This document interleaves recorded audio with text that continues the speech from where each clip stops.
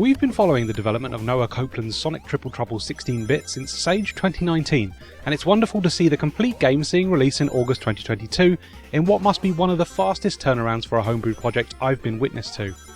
As we've previously discussed, Sonic Triple Trouble 16-bit is a reimagined version of the Game Gear title Sonic Triple Trouble that greatly overhauls the entire game into an experience that feels largely like a continuation of the events that take place in Sonic 3 and Knuckles.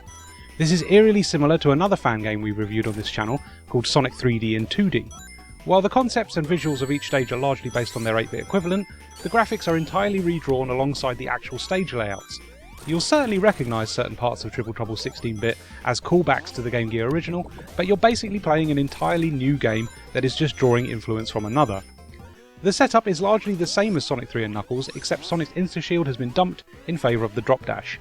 We also have a new shield in the form of the gold shield from Sonic 3D, which allows Sonic to homing attack enemies. It's a simple setup that works well and will come natural to fans of classic Sonic games. What Triple Trouble 16-bit does best is through its stage design. Each stage perfectly balances its platforming and speedy sections by rewarding you with a roller coaster section by doing precise platforming, as all great Sonic games do. What's really quite special in Triple Trouble 16-bit is the amount of unique ideas it keeps throwing at you to keep the game varied and engaging throughout.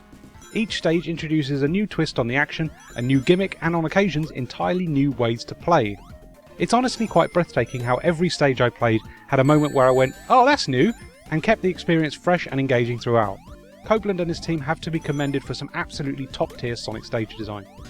Boss battles are also a highlight, which is another great surprise considering how frequent they are. After the first act, you will have to take on an easier mid-level Guardian before taking on the stage boss at the end of Act 2. The game also mixes things up, with certain stages actually having 3 acts and basing the entire third act on one massive boss battle. The bosses are just as inspired as the stage designs, never being too difficult, but offering up a variety of unique attacks and patterns that make them fun to deal with.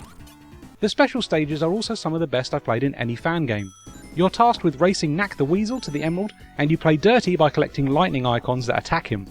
You have to do this while maintaining a decreasing rings counter that needs to be replenished with more rings while also avoiding pits, hazards and other obstacles while maintaining a high top speed and hitting boosts wherever possible.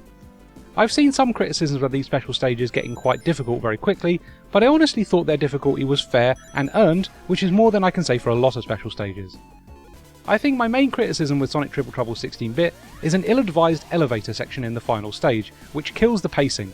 It's a slow, tedious section that punishes you with instant kill pits, which takes you right back to the start of the sequence, and it's a real chore to trudge through. However, this is one blemish on an otherwise rich and varied game that rewards players with an unlockable campaign that you get to play as a different character. There's a lot of game in here, which is pretty incredible work for a project that is available as a free download. The overall presentation of Sonic Triple Trouble 16-bit also shines, with every stage being clearly recognisable as a stage from the Game Gear original, but enhancing them perfectly so that they look like Sonic 3 and Knuckles stages. The soundtrack is also very well done, bringing the tunes from the original in line with the visuals. Some of the themes work better than others, but it all sounds like Mega Drive music, even if some songs don't quite sound like Sonic songs, if that makes any sense.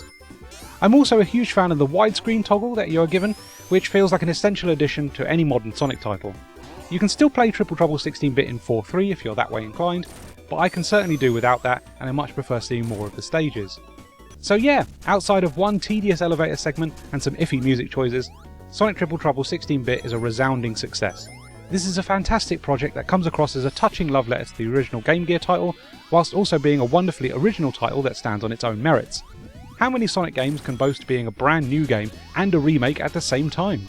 Sonic Triple Trouble 16-bit is exactly that, and it's a very special experience I cannot recommend enough.